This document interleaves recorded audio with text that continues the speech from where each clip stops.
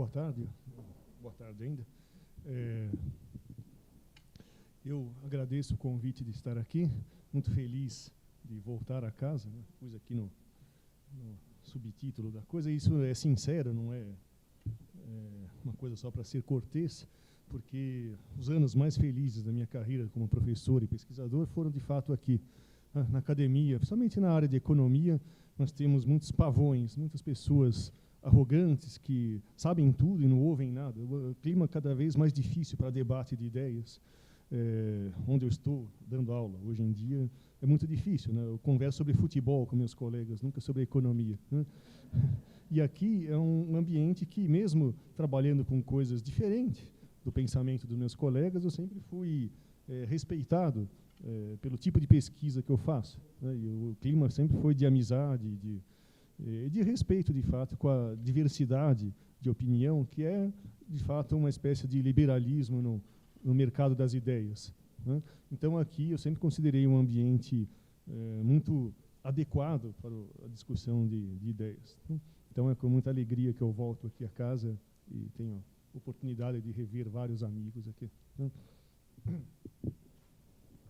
Bom, então vamos tratar do tema de hoje, que é economia e liberdade. Eu vou focar mais, como seria um primeiro evento dessa natureza, sobre uma visão particular minha, sobre que arcabouço teórico seria adequado para uma discussão de liberdade econômica, né? Mas antes de começar, deixa eu talvez começar com a piadinha padrão, né? Liberdade, economia é associado, de fato, a um economista neoliberal, malvadão, coxinha, talvez, tem vários termos depreciativos sobre a ideia de um economista liberal. Então, deixa eu dizer que, bom, eu estou com muito ferro no meu sangue, e a minha médica disse que o único jeito de diminuir o nível de ferro no meu sangue é doar sangue. Então, pois é, eu sou a única pessoa que eu conheço até então que vai doar sangue por razões estritamente de autointeresse, que provam que eu sou realmente um liberal malvadão. Bom, mas como a economia é uma ciência de meios, não é uma ciência de fins, né? Então a discussão sobre a natureza dos fins ela é meio inútil, né? Vamos supor que todo mundo tem fins louváveis, e a discussão do economista sempre é se os meios são ou não são adequados para atingir aqueles fins, né? É o início da discussão sempre do Milton Friedman, um dos papas aí do liberalismo econômico, né? Mas eu não vou falar de Milton Friedman, vou falar de outros heróis intelectuais que me interessam. Então, vamos passar para um roteiro. Então, já que a ideia é construir um núcleo de pesquisa de ideias liberais, eu quero falar sobre a essência do que eu considero a base teórica para uma discussão de liberdades econômicas. Tá muito baixo, muito alto? Não, tá tranquilo? Tá, então, eu vou começar com a discussão, que vai ser teórica, mas sempre olhando em termos de oportunidades de pesquisas empíricas para o futuro, né? Falando um pouco da origem do liberalismo econômico em termos do contexto de sistemas econômicos comparados, né? Então, nós vamos tratar de uma espécie de assimetria que vai mostrar, quando eu discutir falhas de governo versus falhas de mercado, que existe um campo inexplorado de pesquisa, no Brasil em especial, mas no mundo em geral, que tende a deixar inexplorado a temática das liberdades econômicas, muito pouco explorado, né? Então, o foco vai ser as abordagens teóricas que nós podemos usar para fazer estudos em várias linhas, várias frentes de batalha que nós podemos fazer pesquisas sobre liberdade econômica. Tá? Primeira questão que a gente pode pôr inicialmente, que existe essa oportunidade, é para que estudar liberdade? Eu posso dizer que, se a gente aceitar uma premissa básica da análise ortodoxa da teoria econômica, né, que o valor está relacionado com escassez, que as coisas raras têm valor, né? Então, liberdade econômica é uma coisa que está escasseando ultimamente, né? Então, se a coisa é escassa, a gente pode supor que há um valor grande naquilo. Você não precisa ser um liberal clássico, então, como eu, assim, que doa sangue por alto interesse, mas mesmo uma pessoa que tem uma opinião que poderia ser descrita como meio do caminho, né, nem mercados, nem Estado, uma visão de meio termo, né, que é muitas vezes considerada algo mais ponderado, né? eu tenho ali nos gráficos um crescimento da economia, um indicador de crescimento da economia americana, uma indicação de gasto público dividido pelo tamanho total da economia. É um gráfico, quer dizer, imperfeito, né? A intervenção da economia não é medida simplesmente pela quantidade de gasto, mas é um indicador que mostra quão dramático é o crescimento do Estado no século XX. Né? Ali o dado que está em azul é o dado americano de gastos, e para o dado brasileiro, naquela linha vermelha do lado, é carga tributária, né, do Brasil. Tá? Então o Estado no Brasil, nos Estados Unidos, no mundo, tem crescido. Então, marginalmente, será que a taxa marginal de substituição para os professores de micro não seria tal que algum grau de liberdade fosse adequado? Tá? Então não precisa ter um corpo docente de professores liberais para estudar, por exemplo, a temática de falhas de governo e em que sentido regulações estatais da economia podem gerar efeitos maléficos para o funcionamento da economia, para o crescimento da economia. Né? Tá? Então, o primeiro ponto é esse, tá? Uma espécie de não neutralidade no assunto. Tá? Mesmo se eu tenho um colega mais intervencionista, eu preciso abandonar uma visão de mundo romântica sobre como funciona o Estado e tratar de modelar economicamente como funciona o Estado. É algo como aqueles religiosos que acham que eu tenho que estudar, de fato, o pecado para conseguir fugir dele. Né? Então, eu tenho, para estudar como que o Estado funcionaria, eu tenho que, é adequado, é legítimo estudar por que o Estado não funcionaria. Né, para tentar regular, por exemplo, o mercado de um jeito que minimize o estrago que aquela regulação possa fazer. Né? Então, um economista defensor do Estado tem que estudar a fundo por que as soluções estatais tendem a não dar certo. Né? Tá? Então, não é uma temática exclusiva de autores com convicções políticas liberais. Né? Fora que nós temos a distinção, de fato, positiva. Né? Eu tenho que estudar como um fenômeno positivo as consequências do crescimento do Estado no último século. Né? Bom, então, nós começando com essa primeira questão.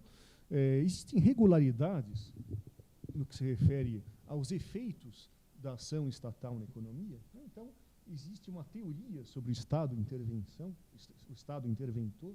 Né? O que eu estou dizendo existe alguma regularidade, algum padrão, se eu enxergar ao longo do tempo e entre países num determinado momento, que eu possa dizer que existem certos padrões, certas regularidades empíricas que podem ser explicadas pela teoria econômica sobre por que o Estado funciona, ou por que o Estado não funciona, por que os mercados funcionam, por que os mercados não funcionam. No que se refere à ação estatal, a resposta padrão é que não existe tal teoria.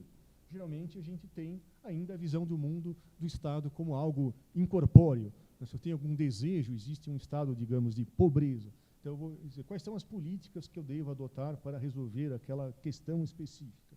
Tá? Então, o Estado é visto como um meio utilizado para implementar certas políticas.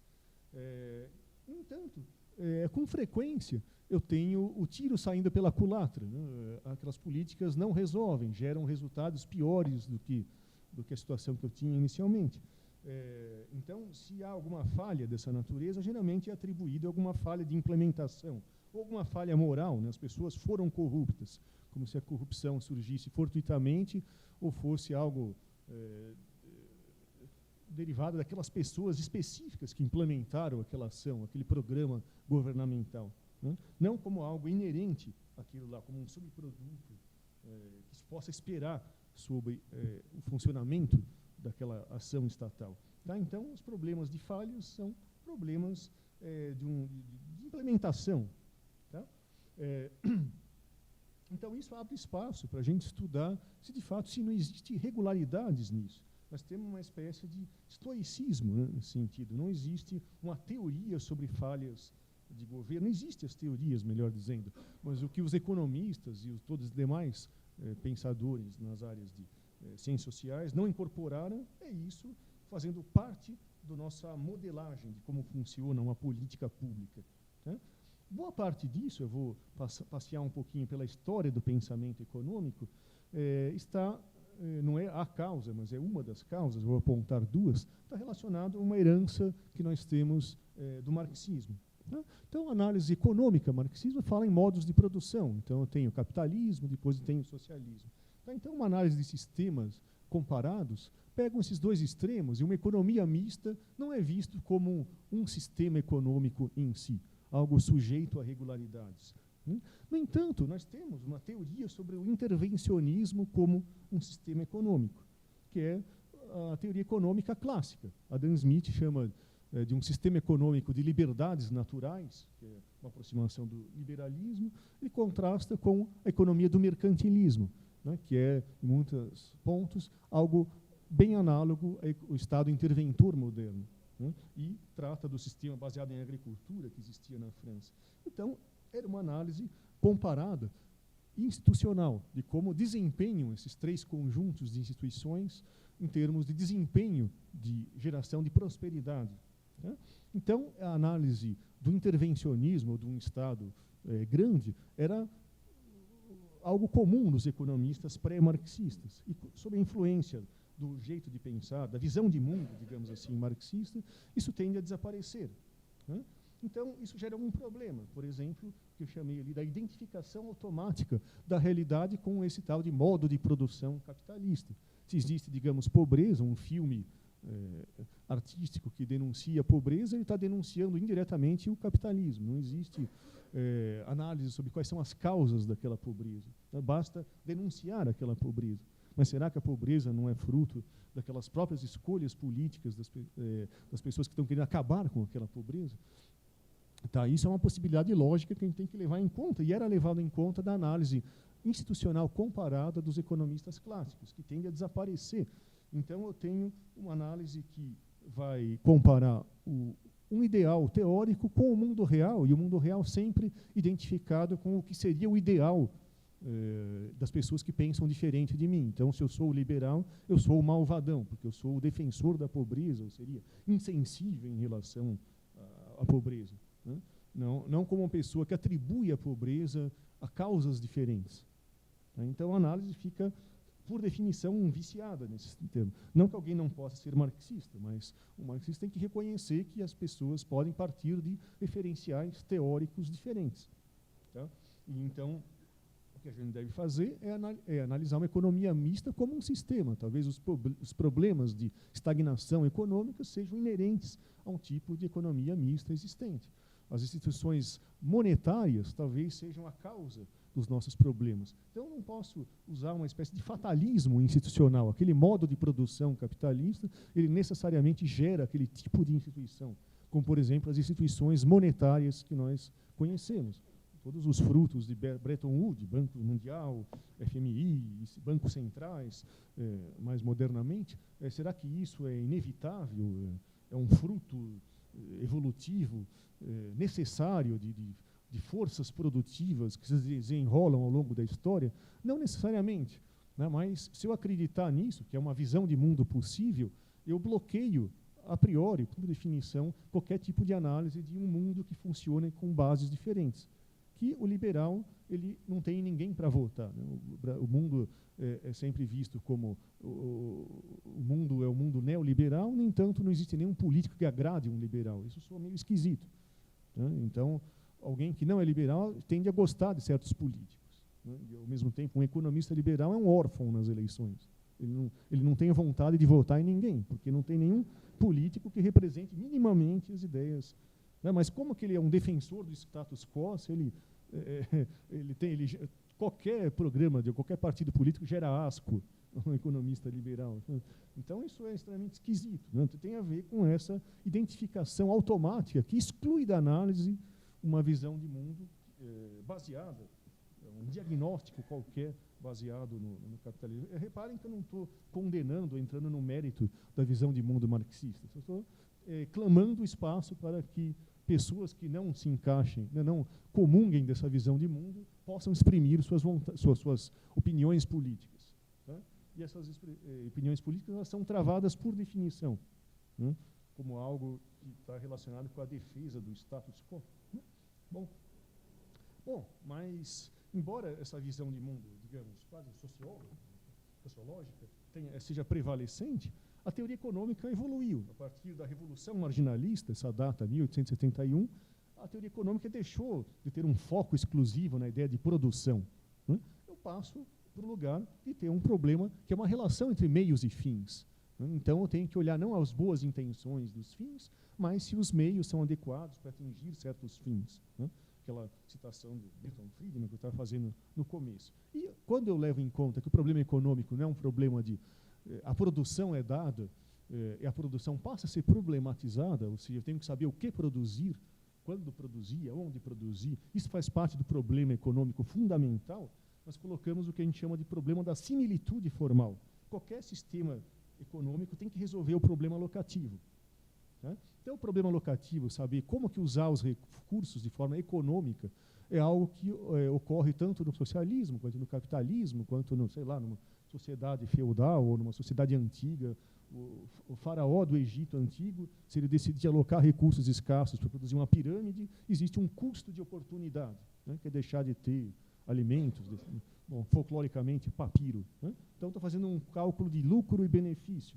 Né? Não é uma categoria, portanto, do tal do capitalismo. Análise de custo-benefício é algo que incorre em qualquer sistema econômico. Isso é o que a gente chama de similitude formal entre os sistemas econômicos. Qualquer sistema econômico tem que resolver o problema alocativo, escolha diante da escassez. Tá? Então, isso demanda que nós tenhamos uma teoria sobre análise do intervencionismo como um sistema econômico e investigar qual é a forma que esse sistema econômico tende a lidar com o problema econômico fundamental, sobre essa perspectiva liberal. Então, o que eu estou advogando é uma espécie de retomada da análise clássica. Você pegar aquela lista de autores, Adam Smith, Turgot, Bastiat, Condillac, que escreveu ao mesmo tempo que Adam Smith, né? Todos eles eram críticos da economia intervencionista, da economia mercantilista, que é protecionista no que se refere ao comércio internacional e era extremamente reguladora e intervencionista no que se refere ao comércio e à produção dentro do próprio país. Tá? Então, o que uma teoria econômica liberal moderna precisa é retomar a análise, não é nada uma teoria radicalmente diferente, é uma retomada de uma visão de mundo pré-marxista, tá? Que já existe. Existem, por exemplo, em autores austríacos. Esse autor que eu cito, von Mises, ele faz isso, ele tem uma análise da dinâmica do intervencionismo, aquilo que se dá num curso de introdução da economia, sobre os efeitos de um controle de preço, que a gente vê desde de Roma Antiga até Sarney, até passando por Evo Morales. Hoje em dia, bom, eu vou estudar aquilo em termos dinâmicos, né? Como que uma intervenção gera outras intervenções que se expandem pela cadeia produtiva, que coloca uma dinâmica de ou abandono aqueles controles, ou aumento o escopo daqueles controles até chegar num limite de planejamento central. Então, eu tenho teorias sobre crescimento do Estado. Não dá tempo da gente falar, mas eu tenho uma série de... né? Existem uma série de teorias sobre a dinâmica de comportamento do Estado. Aquele primeiro gráfico coloca porque o Estado cresce ao longo do século XX, é necessário que se modele como que o Estado funciona. Né? Nas teorias macroeconômicas, a variável fica exógena, como se um rei filósofo fosse capaz de determinar o G, o gasto público, o aumento ou diminua aquilo. Não existe uma teoria sobre de como que aquilo tende a crescer sozinho ou se comportar de forma diferente. Tá? Então, o que Mises propõe é uma teoria justamente da dinâmica de expansão do Estado, né? E vários aspectos relacionados com isso. Tá? Então, eu posso relacionar o desempenho econômico com o tipo de instituição que existe nessa economia mista, eu posso estudar as causas das falhas do governo e como que elas geram processos acumulativos que geram estagnação de sociedades ou ciclos de crescimento e estagnação e crise. Tá? Então, é uma linha de pesquisa que eu vou olhar a realidade não como uma concretização de um ideal que eu vou contrapor contra o meu ideal político. Né? Eu vou estudar quase como um fenômeno natural, um sistema interventor. Tá? Então, a gente entra nesse próximo tópico, que então é a análise da segunda barreira que nós vamos colocar. A segunda barreira não é de origem marxista, é de origem da teoria econômica tradicional, a microeconomia, que nós chamamos de neoclássica, que é identificado por Dan Setz, um professor da Califórnia, como a falácia do nirvana. Como que é a análise da teoria econômica tradicional, da microeconomia de livro-texto? Eu construo um modelo como se fosse uma economia sem atrito, ou como se fosse na física uma ideia de zero absoluto de temperatura. É o modelo limite, que é o modelo de competição perfeito, que é extremamente irrealista. E mostro como, nesse caso de competição perfeito, a alocação de recursos é perfeita, é eficiente, no sentido que os economistas dão a esse termo. Bom, só que no mundo real isso nunca ocorre. Sempre os pressupostos do modelo não se confirmam na realidade. Então eu coloco espaço para falhas de mercado e o Estado vai lá, um Estado incorpóreo, que é simplesmente ele materializa aquela correção que eu vejo naquela falha do funcionamento do mercado. Então, e assim termina os cursos de teoria econômica. E eu me recuso, não existe uma linha no Variant, no livro de teoria econômica, sobre como que eu ponho carne nesse osso dessa intervenção. Os funcionários públicos são pessoas de carne e osso ou não? Eu sou um funcionário público, eu falando aqui, eu tenho uma auréola como funcionário público, que eu estou voltado para o interesse coletivo. Mas se eu pego meu carro, vou trocar o amortecedor, eu tenho um chifrinho de um diabo, assim, que eu sou um agente privado, autointeressado, que só maximizo o meu autointeresse. Então a teoria econômica tem uma espécie de visão de médico e o monstro, uma visão meio esquizofrênica do agente econômico. Eu sou angelical como funcionário público e demoníaco como agente privado. Isso é claramente inadequado em termos metodológicos. Então, mas eu não tenho esse tipo de análise. O que é a falácia do nirvana? É a tendência da teoria tradicional de comparar de novo um ideal inatingível com o mundo real imperfeito. Em vez de comparar realidade com realidade, eu comparo, e modelo com modelo, eu comparo modelo com realidade cruzado. Então, de novo, eu suponho que no mundo real, eu escrevi isso no outro slide, de novo, o mundo real é identificado com o mundo sem intervenção. O Estado vai lá para corrigir aquelas falhas. Então, o Nirvana Approach, eu confundo o mundo real com aquele meu mundo abstrato da teoria, no qual os recursos são alocados de forma perfeita. A abordagem austríaca faz outro tipo de pergunta. Em vez de supor conhecimento perfeito, vamos supor ignorância perfeita. Então, se eu tenho seres humanos imperfeitos, sejam eles burocratas ou políticos ou donos de mercados, de lojinhas, qual deles desempenha melhor sobre tais conjuntos de regras? Então, uma análise comparativa institucional. Eu tenho que comparar as várias instituições em termos de desempenho relativo. Isso tende a não aparecer. Embora alguns autores neguem que eles cometam a falácia do nirvana, o tempo todo eles cometem isso. Stiglitz, prêmio Nobel, ele é especialista em fazer isso. O problema econômico é tão complexo que um agente privado jamais chegaria no eficiente, em algo que é eficiente. Mas quando ele vai propor uma correção estatal para aqueles falhas de mercado, o mundo que ele está modelando torna-se extremamente simples e basta conhecer uma ou duas elasticidades para fazer uma correção estatal daqueles problemas de forma eficaz. Então, essa assimetria ocorre na teoria econômica, mesmo de ponta, o tempo todo. Então, Stigler, que é economista de Chicago, mostra que, bom, mas não é bem assim. Se o Estado intervém quando os mercados falham, nos mercados mais imperfeitos, eu devia ter mais intervenção, mas não é isso que ocorre. Empiricamente, os mercados mais próximos do ideal de competição perfeita são os mais regulados e os que precisariam de mais intervenções, segundo o modelo do livro-texto, são os mais livres, são os mercados mais livres. Então, tem que ter uma outra teoria que explique esse tipo de coisa. Então, o que a gente propõe, quando vai estudar liberdades econômicas, é comparar cientificamente estados e mercados. E não é isso, estados e mercados, uma coisa dicotômica. Eu tenho milhões de formas de arranjos institucionais diferentes, milhares de formas de regular certos mercados. Então, qual é a forma mais adequada? A análise é não científica se eu supor que um agente é racional e outro agente é burro, se eu supor que um agente é bonzinho e outro agente é malvado. Eu tenho que supor o mesmo grau de malvadeza e bondade em todo tipo de agente, né? Então, a análise científica, eu coloquei aqui um farol, que é dado sempre como exemplo de falhas de mercado, quando eu não consigo cobrar os barcos que passam e não consigo cobrar deles o serviço dado pelo farol, aquilo tem que ser um bem público, por mais que na Inglaterra aquilo fosse algo privado durante um bom tempo. Eu coloquei do outro lado uma imagem mais bonitinha de falhas de governo, porque colocar uma imagem de um hospital público seria desagradável, né? Então, eu preferi colocar o SOTP como um exemplo de falha de governo, pelo menos a gente ri um pouquinho, em vez de chorar, né? Bom, mas, então, na verdade, quando você se coloca como um economista liberal e é visto como um ideólogo, fala, ideólogo nada, ideólogo é o livro-texto, é o programa do MEC de teoria econômica. Isso é científico, né? Comparar essas duas coisas. Ideologia ou vária.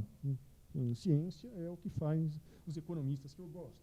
Como, por exemplo, James Buchanan, tá? Que nós vamos, o economista, não o uísque. Vamos lá. Tá? Então, eu vou falar hoje de duas abordagens teóricas possíveis para a gente estudar um pouquinho de liberdade. Oi, chefinho. Revendo alguns amigos no fundo. Duas abordagens possíveis para essa análise. Ou põe numa balança as falhas de governo e as falhas de mercado e tomam decisões caso a caso, mas isso exige uma espécie de utilitarismo que pressupõe hipóteses que demandam bastante do analista, que eles saibam quais são os custos e os benefícios, tá? Que tende a justificar uma visão de mundo que eu tenho, na verdade, falhas de mercado, né? A abordagem que eu prefiro é uma abordagem institucional, que eu vou colocar justamente regras do jogo diferente e ver qual é o desempenho de pessoas, que agora não importa se eu vou colocar se elas são egoístas ou não, mas se essas pessoas egoístas ou não, se elas desempenham melhor ou pior num conjunto de instituições mais voltada para o mercado, mais regulada do jeito A, do jeito B, do jeito C, né? Peter Boettke, que é um economista americano, aí, que é líder dos economistas austríacos, que esteve aqui no Brasil alguns meses atrás, ele chama de mainline economics, tá? Que é a convergência atual de vários autores, boa parte deles prêmio Nobel, né? Que recuperam essa análise institucional comparativa, aquilo que a gente chamou da análise comparativa smithiana. Tá? Eu posso misturar, ser eclético com isso, misturar, eu sou um sujeito austríaco, mas se nós podemos juntar a teoria neo-institucional, Williamson vai falar de micro, Norfolk vai falar mais de macro, eu posso escolher a escola da escolha pública, James Buchanan, Gordon Tullock, e posso pegar os autores austríacos, como o autor que eu estudo, como Hayek, e todos eles têm, são os autores que são economistas, que são liberais, que defendem uma visão de mundo de comparação de instituições. Tá? Quais são, então, as coisas que a gente pode fazer?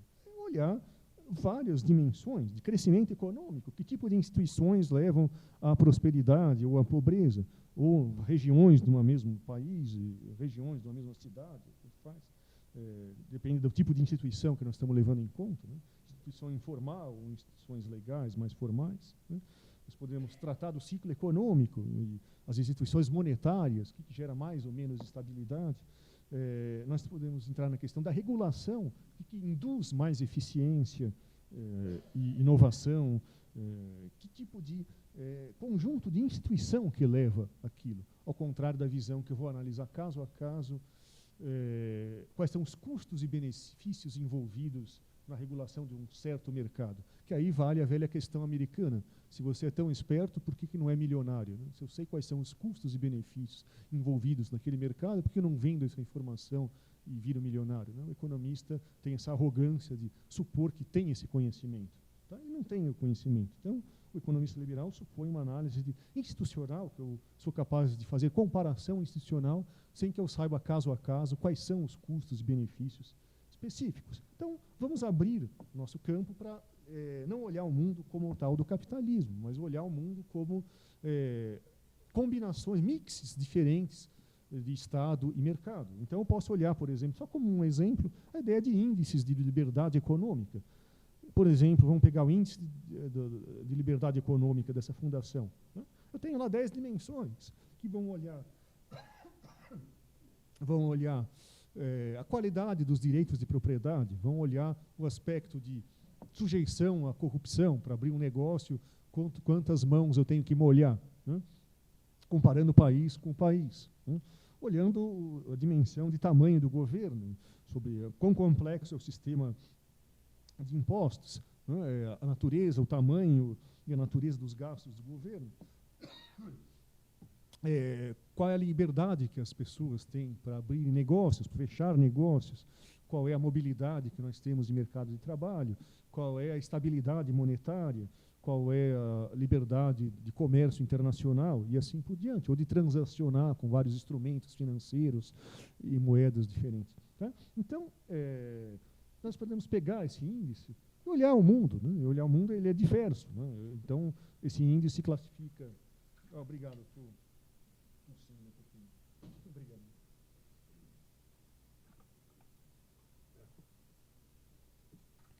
Então, esse índice, por exemplo, é um exemplo de trabalho que se liberta dessa posição de olhar o mundo como um sistema, segundo uma metodologia antiga, e olhar o mundo em termos de um país mais livre e menos livre, né?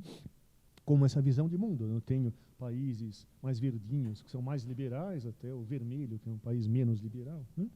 Bom, então eu tenho... E isso em várias dimensões, né? Aquelas 10 dimensões, né? Cada bolinha dessa é um tipo de indicador, né? Até a direita, a extrema-direita, eu tenho lá liberdade no mercado de trabalho, eu tenho aí qualidade do sistema monetário e assim por diante, né? Então, é um indicador, e eu tenho vários indicadores de natureza institucional. Por exemplo, um ambiente mais ou menos favorável à atividade empresarial, né? Índices de percepção de corrupção. E isso abre um espaço enorme para pesquisas empíricas sobre o desempenho de certos arranjos institucionais diferentes. Aqui está, só a curiosidade, o Brasil, né, que ocupa a posição 118 num ranking de 178 países, né? Então, o Brasil é um dos países menos liberais do mundo, né? No entanto, os males do Brasil são atribuídos ao liberalismo, né? Quando a gente faz esse tipo de análise, é meio esquisito isso, né? Como que o Brasil é liberal, se está na posição 118, do lado de Nigéria e vários outros países não muito propícios à atividade de negócios, né? Tá, então, temos aqui, em primeiro lugar, Hong Kong, Singapura, Nova Zelândia, né, no mundo ocidental, como a Austrália, etc. Tá, então, nós podemos olhar nessas várias dimensões, trabalhos mais empíricos de teoria, sobre qualquer uma daquelas dimensões, sobre como que os países desempenham sobre cada uma daquelas dimensões particulares, né? Aqui, dados sobre o Brasil, convido os senhores a entrar no Index of Economic Freedom, né, e olhar lá a observação que eles têm sobre cada um dos países, como que desempenha ao longo do tempo, levando em conta essas várias dimensões, né? Então, eu vou passar isso mais rápido, porque eu não quero analisar, eu quero simplesmente ilustrar o fato que a gente pode olhar as múltiplas dimensões, que esses índices são bem criticáveis, eu sou bem cético em relação a esses índices, né? Sobre o que eles levam em conta, o que eles não levam em conta. Tá? Boa parte do trabalho que precisa ser feito é melhorar esses índices, relativizar esses índices, né? Levar em conta. Tá? Mas eu posso aqui, é um exercício bem simples, não é um exercício sofisticado, mas é um exercício só de correlação, né, entre liberdade econômica dos países mais livres para os menos livres, à esquerda de nível de PIB per capita e à direita de crescimento econômico no longo prazo, num período de 20 anos, 10 anos, 5 anos, ainda com a sujeira causada pelo caso da China ali no meio, né? Mas eu posso, então, fazer só um exemplo. Claro, os trabalhos são usando estatística mais sofisticada do que isso, mas aqui é só uma primeira correlação simples dessas coisas, né? Então, olhar para as instituições mais ou menos liberais e se aquilo importa ou não para o crescimento econômico, para a prosperidade das nações. Você pode ter explicações rivais, bom, pode haver com algo de imperialismo, etc., mas será que um país que era fechado e passa a ser liberal, ele tem um desempenho diferente ao longo das últimas décadas ou não, né? Então, você pode tratar cientificamente a questão em vez de basear a questão em pura ideologia, né? Então, trabalhos tratando com a liberdade desses índices, em vez de trabalhar com a mentira, como, por exemplo, o Brasil é um país liberal, ou algo assim. Tem outros índices que a gente pode contrastar, né, como esse outro índice desse outro instituto, né, que usa aquelas variáveis, tamanho do governo, estabilidade monetária, liberdade de comércio, regulação, etc. De novo, o Brasil está naquela flecha vermelha, posição 103 de 152. Venezuela está em último lugar, com países como Coreia do Norte, que talvez não sejam classificados por falta de dados, né? Nova Zelândia lá na frente, Hong Kong, Singapura, etc. Bom, tá, então nós temos índices que levam em conta a liberdade econômica. E aqui está o mapa de quão liberal ou não liberal é um país, e o mesmo tipo de correlação que liberdade gera prosperidade. Tá? E, de novo, as análises são mais sofisticadas do que isso. Né? Esse gráfico só dá um... Não. Tá, então, como que a gente pode abordar teoricamente, que é o ponto final, que é o ponto principal que eu quero estudar. Então, até agora, eu brinquei de se liberar das amarras unilaterais. Empiricamente, a gente pode olhar, então, uma coisa menos ideológica. Como que a gente pode olhar, então, as falhas de governo? Tem duas abordagens, né? Embora esteja chovendo no molhado, estou falando para professores de economia, ainda assim, e os professores ganharam prêmios Nobel, né? Ainda assim, isso não é incorporado no discurso dos economistas. Né? Embora se reconheça os autores. Tá? Então, nós vamos colocar dois desvios dos pressupostos da teoria econômica tradicional. Nós vamos colocar o desvio da escola da escolha pública, James Buchanan, que diz que os funcionários públicos e os políticos não são tão bonzinhos assim. Então, nós vamos colocar a hipótese que os agentes são autointeressados, que era comum para mercados, vamos colocar também para a política. Eu vou fazer a economia da política. Né, e estudar, portanto, como que o Estado desempenha melhor ou pior, colocando a hipótese que os governos não são tão bonzinhos assim. E com o Hayek, o autor que eu estudo, austríaco, a ideia é que os governos, os políticos e os burocratas, eles não são tão inteligentes assim. Né? Nós vamos colocar a hipótese de conhecimento imperfeito no que se refere aos agentes públicos. Então, um de cada vez. E essas abordagens são complementares. Né? Então, abordagem da escolha pública. Então, o que a gente vai supor? Racionalidade plena e autointeresse. Nós vamos colocar que funcionário público, eu também gosto de dinheiro, né? Aquela hipótese meio escandalosa. As pessoas gostam de dinheiro, mas também no setor público. E outra hipótese escandalosa é os políticos gostam de poder. Né? Também outra coisa assim, meio pecaminoso nas ciências sociais. Né? Bom, mas no meu governo seria diferente. As pessoas acham que isso é cínico, né? Mas eu não consigo deixar de acumular. Será que numa ilha da Indonésia as pessoas são menos egoístas e lá eu poderia ter uma economia, uma política livre do egoísmo lá do tio Patinhas? Né? Como que eu interpreto aquilo? Qual é o significado do pressuposto de autointeresse? Tá? Então, a gente pode interpretar em termos de robustez institucional. Tem um livro muito bom, que depois eu passo a referência, que chama Política Econômica Robusta, que faz esse tipo de análise. Eu tenho que olhar como o biólogo olha um equilíbrio em teoria dos jogos que é evolutivamente estável. Que a questão é a seguinte, será que aquele equilíbrio de certos genes de uma população é estável à invasão de uma mutação? Aqui fazendo a metáfora para a mesma coisa, a gente tem a mesma coisa. Será numa sociedade que só tem cordeiros, se eu introduzir uma mutação, um lobo no meio dos cordeiros, esse lobo ele prospera ou esse lobo ele tende a ser punido pela sua rapacidade? Tá? Então, a interpretação do James Buchanan, que ele dá para Adam Smith, é essa. É um texto de robustez. Quando eu faço um contrato com, sei lá, um encanador, as cláusulas falam o que acontece se vazar, o que acontece se explodir, se acontece se eu não pagar o serviço. Então, bom, isso não supõe que eu estou inspirando um encanador incompetente e desonesto. Né? Mas quando eu estou numa cláusula contratual, constitucional, eu levo em conta o que acontece se der errado as coisas. A mesma coisa. Ele quer saber, dado que existe uma natureza humana, que não é nem boazinha, nem maldade, então vamos supor autointeresse.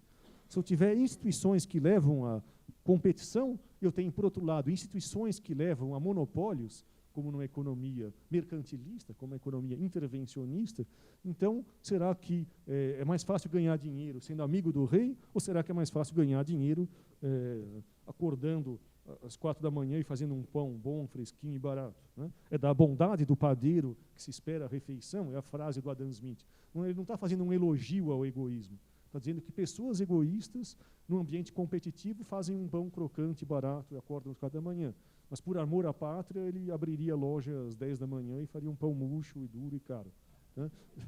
Então, não estou supondo que talvez exista um estacanovista, né? Aquele cara soviético que quer ganhar uma medalha para quebrar os recordes de produção. Né? Mas, na verdade, se o meu esquema institucional depende de indivíduos angelicais, a gente pode, no começo da discussão, é isso. A gente quer instituições compatíveis com a falibilidade da natureza humana. Se um sistema econômico depende de anjos, não vai dar certo. Eu preciso de um sistema econômico que depende de pessoas que são suscetíveis ao pecado. Tá? Então, é esse tipo de análise do Adam Smith. Né? Quero tratar de pessoas do mundo real, não de pessoas que dependem da sua perfectibilidade para que funcionam as instituições. Tá? Então, eu tenho a defesa da uniformidade. Todo mundo tem que supor que todo mundo é malvado. Ou todo mundo é bonzinho, tanto faz. Né? Mas porque se todo mundo for bonzinho, eu posso ter. A sociedade funciona baseada em troca de presentes. Pode funcionar? Não, na verdade, não pode. É a nossa segunda questão. Mas vamos supor que todo mundo seja onisciente. Eu venho aqui, dou minha aula, então eu não recebo salário, apresentei minha aula, vou na padaria, que me presentei o pão. Né? Pode funcionar uma sociedade assim? Suponha que eu saiba o que produzir, quantas aulas produzir, quantos pães produzir. A questão, será que não tem alguém que vai pegar carona e vai só receber presentes e não presentear nada? Então, essa é a questão do James Buchanan. A questão que eu tenho que supor que a pessoa é autointeressada, porque é um teste de robustez institucional. Será que esse lobo ele não se espalha, ele não deixa mais descendentes? Então, essa é uma fonte para análise de falhas de governo, tá? Quais as suas aplicações, tá? Para estudar as relações entre firmas e governos, né? De como que eu fico mais rico sendo amigo do rei do que se eu for tentar desenvolver um produto bom e barato. Então, a gente estuda o Brasil, como estuda a queda do Império Romano, como estuda o playground de rent-seeking e de busca de privilégios, que é Washington, são todos exemplos de atividade de rent-seeking, atividade de tentar viver às custas dos outros. É a tentativa de, como diz o Adam Smith, viver do mercantilismo, viver da exploração do homem pelo homem, da exploração através de instituições monopolistas. Né? Bom, então isso abre espaço para a gente estudar o Brasil. Eu abro o jornal, eu vejo exemplos dessa exploração da população pela conferência de privilégios legais a certos setores o tempo todo. Afinal, o Estado é grande, é aberto a isso. Alguém mais intervencionista pode pensar como é que eu faço agências regulatórias que fujam desse problema. Será que é possível fazer isso ou não? Convido ao debate, né? Um debate possível. Como disse um sujeito defensor da regulação estatal, ele tem que pensar nessa questão. Como que eu faço algo robusto a esse tipo de problema, como a captura da agência regulatória pelas firmas que ela deveria regular. Bom, existem limitações dessa abordagem. Não dá para documentar a atividade de rent-seeking. Né? Ninguém passa nota fiscal das atividades pouco elogiáveis. Né? Então, há uma dificuldade. Existe outra dificuldade que eu quero salientar, que é o excesso de racionalismo dessa abordagem.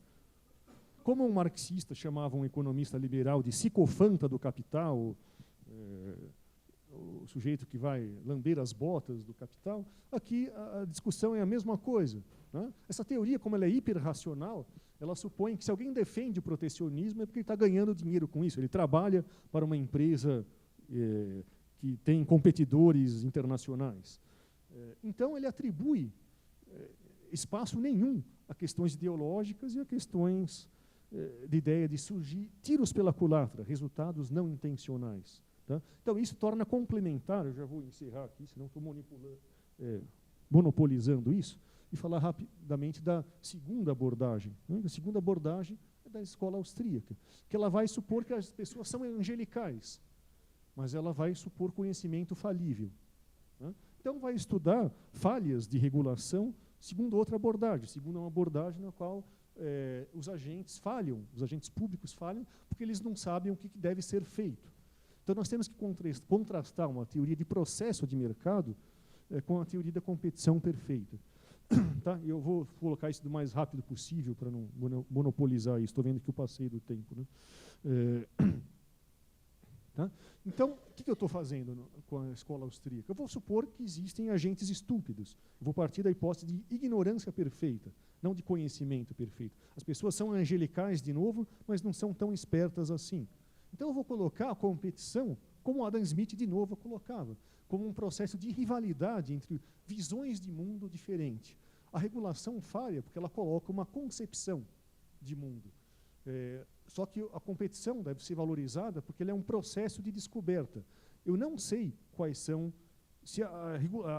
de novo, o Varian fala que o preço tem que ser igual ao custo marginal para eu ter eficiência. Mas a questão do Hayek é, como eu sei qual é o custo marginal que prevaleceria em competição se não existe o processo competitivo, se não existem firmas tentando fazer coisas diferentes e algumas quebrando a cara. Então, a escola austríaca vai ter uma abordagem evolucionária, no sentido que eu tenho um desperdício de firmas tentando fazer coisas diferentes. E aqui a liberdade é central. Então, eu quero encerrar com a essência da visão de mundo hayekiana. Né? Toda a sua obra, nas vários assuntos que ele tratou, eu posso resumir nessa única frase. A defesa da liberdade individual, na teoria econômica, né, ela repousa, em última análise, no reconhecimento das limitações do nosso conhecimento. Tá? As falhas do governo, elas existem porque elas partem de uma preconcepção de mundo dada pelo regulador. Mas, na verdade, eu tenho inovação, e inovação ela é endógena, e o mercado é dinâmico, quando eu tenho uma descentralização.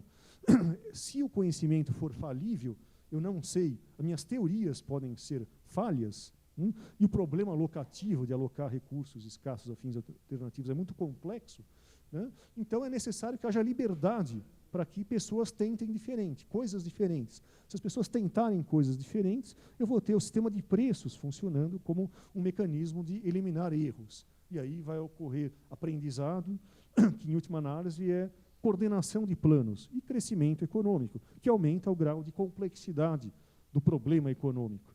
Tá? Então, a visão de mundo da escola da escolha pública, que supõe que as pessoas são malvadas, encaixa bem com essa hipótese que as pessoas são bonzinhas, mas elas não são tão espertas assim.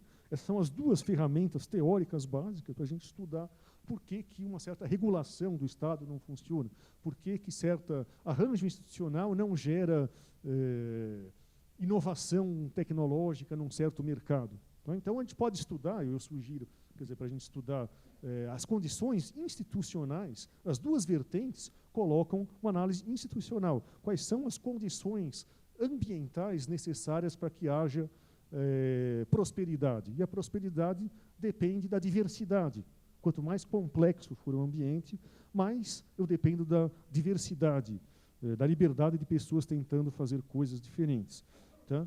Então, bom, isso coloca uma discussão inicial, então, sobre quais são os fundamentos teóricos para a gente pensar sobre liberalismo econômico. Tá? Hoje em dia, a tendência da teoria econômica é defender mercados porque gera incentivos para as pessoas se esforçarem. Mas as pessoas vão se esforçar para fazer o quê? O que o chefe mandou ou para descobrir uma coisa diferente? Então, a visão austríaca, não, a liberdade é importante para a gente descobrir coisas legais que ninguém suspeitava daquilo antes, que é a própria essência do dinamismo de como funcionam os mercados. Tá? Isso tem várias implicações, mas não vai dar tempo de a gente tratar disso, mas pelo menos acho que serve como algo que dê um start na discussão, né, de como um economista liberal, por que motivos ele valoriza a diversidade. Tá? Tá, então, acho que basta, né, para não me estender muito, já roubei o tempo bastante por falta de planejamento. Tá certo? Então, obrigado pela...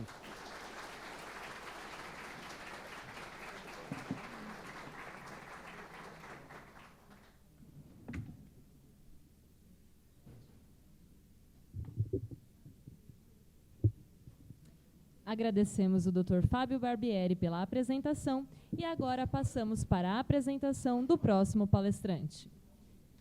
Senhor Antônio Cabreira Mano Filho é empresário e membro do Conselho Deliberativo do Instituto Presbiteriano Mackenzie. É graduado em Medicina Veterinária pela Faculdade de Ciências Agrárias e Veterinárias de Jaboticabal, Unesp, e pós-graduado pelo College de Bombaim, Índia.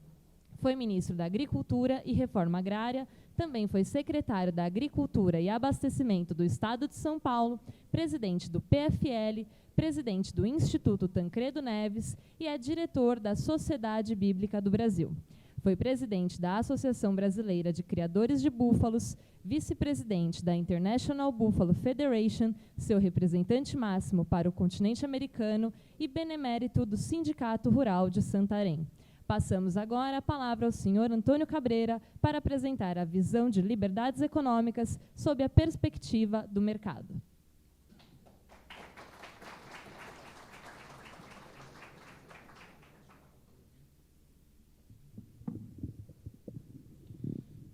Excelentíssimo professor Marcel Mendes, aqui representando o digníssimo reitor, excelentíssimo professor Alderito, diretor da nossa Universidade Presbiteriana Mackenzie, pelo qual quero saudar todos os professores, o corpo docente, discente aqui presente, Dr. Fábio Barbieri, nosso convidado, é um prazer muito grande ouvir a sua palestra, seja realmente bem-vindo à casa. Eu tinha combinado um pouco antes do início da apresentação que eu cederia espaço da minha apresentação ao Dr. Fábio, por isso que ele se estendeu. Na realidade, nos honra muito mais ouvirmos o nosso convidado especial do que aquilo que eventualmente a gente possa falar daqui. E eu só queria fazer um pequeno esclarecimento que eventuais opiniões que eu manifestar aqui, elas são estritamente pessoais, elas não representam o Conselho Deliberativo da qual eu pertenço aqui do Instituto Presbiteriano Mackenzie. Também não quero fazer aqui um chororô empresarial, eu acho que isso já é por demais conhecido, carga tributária, burocracia, regulamentação. Eu queria apenas aqui fazer uma brevíssima reflexão da oportunidade deste evento aqui no auditório João Calvino. Eu digo isso porque, quando eu vinha do táxi do aeroporto para cá, eu moro no interior, eu moro em São José do Rio Preto, e eu ouvi aí uma discussão na rádio sobre uma lei que entrou em vigor ontem aqui na cidade de São Paulo. E eu estou dizendo isso porque às vezes a gente não tem muita noção do que é a mão do Estado, do que é o intervencionismo nas nossas vidas. Às vezes a gente está preocupado, essa luz que está aqui, a tarifa que vai ter agora, o reajuste pelo aumento do preço, quando cada um dos senhores e senhoras aqui forem adentrarem nos seus carros, por que a gasolina subiu, por que houve o controle de preço lá? Não, essas grandes coisas a gente tem um pouco de noção. Mas para quem é do interior, por exemplo, e ouve no rádio essa discussão agora da questão das sacolinhas, eu estava tentando entender, porque eu não estou familiarizado com isso aqui em São Paulo, há uma sacola verde que tem que se colocar determinadas coisas, há uma sacola cinza, que você coloca outras coisas, e eu ali como empresário ouvindo aquilo, mas no resultado é o seguinte: o comerciante que não cumprir essa regulamentação, a multa pode chegar a 2 milhões de reais. Então a gente mas como é que pode um negócio desse? Se a gente parar um pouco aqui nesse ambiente que nós estamos aqui, eu comentava isso com o professor Alderito, quando a gente discutia essa questão da liberdade, se os senhores pegarem, por exemplo, esse copo de água mineral, aqui está escrito assim, água mineral natural, e ao mesmo tempo, Brasília baixou uma norma, onde nós temos que escrever aqui, quem tem uma empresa de água mineral sabe disso, que ele teve que trocar o seu rótulo no ano passado, porque nós temos que colocar aqui, não contém glúten. Então eu acho que o Brasil, ele deve ser o único país no mundo que tem água mineral natural, na qual o proprietário tem que esclarecer para a população que ela não contém glúten. Eu não sei se aqui o Mackenzie já começou a cumprir, a Prefeitura de São Paulo agora fez uma nova legislação também. Eu não estou fazendo crítica partidária, nada disso. Eu estou tentando mostrar como a gente está distante, a gente não está percebendo como que o Estado ele está se entranhando. A gente fala, não, a lei da palmada atrapalha a educação dos meus filhos. A gente às vezes pensa que só são os grandes temas, Mas não, são nos pequenos temas, nas coisas cotidianas, banais da vida, o Estado está interferindo. E essa última lei que eu comentava, da última vez que eu vim aqui em São Paulo, é que agora, junto a toda a pia, você vai ter que ter, né, mais ou menos uma plaquinha, você vai começar a reparar isso e ver nos restaurantes. O Mackenzie, eu creio que vai ter que colocar isso, que está lá dizendo o seguinte: não se esqueça, mais ou menos, não se esqueça, antes de deixar o banheiro, de lavar as mãos para evitar a transmissão de doenças. Vocês já vão ver alguns restaurantes com esse tipo de placa. Agora, o que acontece? A gente não valoriza muito isso, porque o nosso poder, a Câmara Municipal se perdeu tempo debatendo uma lei como essa. Ela foi aprovada, ela foi para o Diário Oficial, foi promulgada pelo prefeito. A prefeitura agora, com certeza, deve estar contratando os seus fiscais que vão lá fiscalizar. Olha, eu vou te multar porque essa plaquinha aqui tinha que estar, sei lá, 90 centímetros e está aqui a 80, você vai levar uma multa sobre isso. Se os senhores saírem aqui no elevador nosso, nós vamos ver uma placa lá antiga, que a gente não liga muito, né? Antes de entrar no elevador, repare, mais ou menos assim, né? Se o mesmo se encontra parado nesse andar. Quer dizer, isso é nos tratar como imbecil. É ser aquele Estado mais do que babá, onde ele interfere. Há poucos dias agora, no município próximo da minha cidade, a Câmara aprovou uma lei onde em todo estabelecimento, restaurante, que sirva algum tipo de refeição, está proibido a colocação do saleiro à vista do consumidor. Só poderá ser oferecido o sal se o consumidor assim o exigir. Quer dizer, aquela ideia, não precisamos ter a questão da saúde, a questão da alimentação. Então, naquela cidade, nenhum restaurante, churrascaria, rodízio, seja lá o que for, pode colocar mais o saleiro na sua mesa. A minha área, eu trabalho com a área da agricultura. Nós temos um projeto tramitando na fase final no Congresso Nacional, onde vai ser instituído nesse país a segunda-feira sem carne. Ou seja, não será permitido a venda de carnes em toda a segunda-feira, porque alguém achou que, e pode até ter essa concepção, pode ter essa preocupação, mas o que nos preocupa é esse tipo de intervenção, esse tipo de presença no dia a dia, em que você vai tumultuando. Vocês, como professores, isso de vez em quando eu faço, porque eu gosto isso, eu sou um mero veterinário, tá, professor Barbieri? Longe dessas teorias econômicas, né, mas eu acho que o liberal é aquele sujeito que tem a humildade de dizer o seguinte: olha, eu não sei o que é melhor para vocês, porque aqui são sonhos diferentes, são ambições diferentes. Eu sei que eu estive em Brasília, alguém querer lá em Brasília, num gabinete, no ar-condicionado, ditar normas para um continente chamado Brasil, na nossa agricultura, isso é impossível. A agricultura do Rio Grande do Sul é totalmente diferente da agricultura de Rondônia.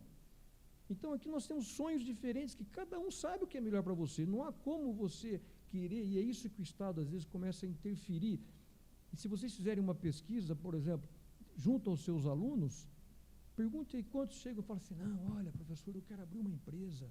Não, grande parte hoje é o que busca, e eu não estou aqui fazendo nenhuma crítica ao funcionalismo público, mas busca um concurso público, busca a segurança, da estabilidade, né? Por quê? Porque a intervenção é tão pesada, a regulamentação, portaria, são tantas as coisas, ele deve olhar para o pai e falar: puxa, eu não quero isso para mim, eu quero uma vida muito mais tranquila, muito mais fácil. Então, eu queria só realçar a oportunidade que nós temos aqui, no Mackenzie, em discutir, não, professor Aderito, um núcleo, um pequeno grupo de pessoas, mas vamos pensar grande, vamos pensar realmente num centro de estudos, de liberdades econômicas. Ninguém está aqui para fazer defesa partidária, longe disso. Até porque não existe ambiente melhor do que uma entidade confessional. Eu vi aqui a nossa devocional, né? Mas o cristianismo, ele é antagônico ao socialismo, porque a própria salvação, ela é algo individual, ela não é algo coletivo, ela não é algo de massa. Há na Bíblia inúmeros exemplos da questão, da livre iniciativa.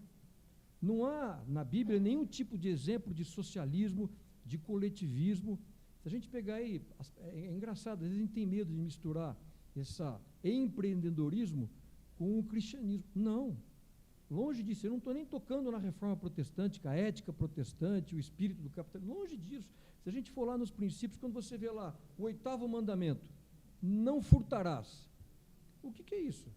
É o direito à propriedade. Ali há uma regulamentação muito clara. Se a gente pegar as parábolas de Jesus, não sei se vocês sabem disso, mais de metade das parábolas de Jesus, elas fazem referência ao dinheiro, a maneira como se gastar o dinheiro. Se a gente pegar a parábola, por exemplo, dos talentos, né, onde você tem aqueles servos, um recebeu 5 denários, outro recebeu 2 denários e outro recebeu 1 denário. Aquele que multiplicou de 5 para 10, ele foi elogiado. Então eu só estou tentando mostrar que esse ambiente é um ambiente compatível com esse tipo de estudo que vocês estão fazendo. Eu queria aqui estimulá-los a realmente, eu acho que a academia, a universidade, é o contraponto, onde a gente pode fazer reflexão.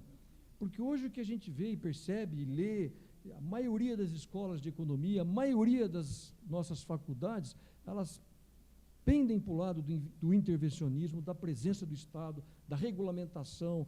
E assim, a história do Brasil tem sido assim, né? Sempre nasce primeiro num gabinete lá em Brasília e depois as coisas vão acontecer lá na ponta. Então, acho que aqui nós temos oportunidade, embora, como foi dito aqui, talvez não seja a maioria, não é a maioria, mas eu acho que é um ambiente para a gente fazer um contraponto, fazer uma reflexão, apresentar uma nova alternativa. Eu acho que vocês têm uma avenida, vocês professores, pesquisadores. Eu quero só encerrar que eu sou empresário da área rural, eu nunca me esqueço disso, principalmente pelos momentos que nós estamos vivendo em relação à nossa maior empresa pública, que é a Petrobras. Eu não vim aqui fazer uma defesa da privatização da Petrobras, nem preciso, né, porque a maioria dos brasileiros são contra a privatização da Petrobras. Mas eu nunca me esqueço disso. Quando eu estava à frente do Ministério da Agricultura, nós recebemos uma visita da Margaret Thatcher. E eu estava junto, ao lado dela, e ela estava dando uma entrevista, e os repórteres daqui, a imprensa, né, contra aquele programa de liberalização que ela aplicava lá no Reino Unido. E eu lembro que um repórter, se não me engano, da Folha de São Paulo, questionou ela, dizendo o seguinte: olha, mas por que esses programas e tal? Mas vocês têm as áreas essenciais lá na Inglaterra que vocês não vão privatizar. Aqui, por exemplo, nós temos a Petrobras. Aqui, a Petrobras é uma área estratégica. Eu achei interessante que, em vez dela responder e justificar o que ela estava fazendo lá, ela disse o seguinte, falou, olha, e ela estava ao lado do ministro da Agricultura, né? Ela disse o seguinte: não existe nada mais estratégico nessa vida do que a comida. E isso não é motivo para o Estado plantar batatas. Nunca me esqueci daquilo. Foi uma frase assim, então, eu acho que esse tipo de... Aquilo me marcou tanto que eu comecei a estudar, mas realmente é uma grande verdade. Eu acho que vocês aqui na academia têm a oportunidade de fazer todo esse contraponto. É esse o desafio e é essa mensagem que eu gostaria aqui de trazer para todos vocês e cumprimentar o professor Alderito, o professor Vladimir, a todos que estejam envolvidos nesse, não núcleo, mas nesse centro, algo que possa realmente aí levantar uma bandeira pelo nosso país. É como se diz, né? Um pouco mais de Brasil e um pouco menos de Brasília.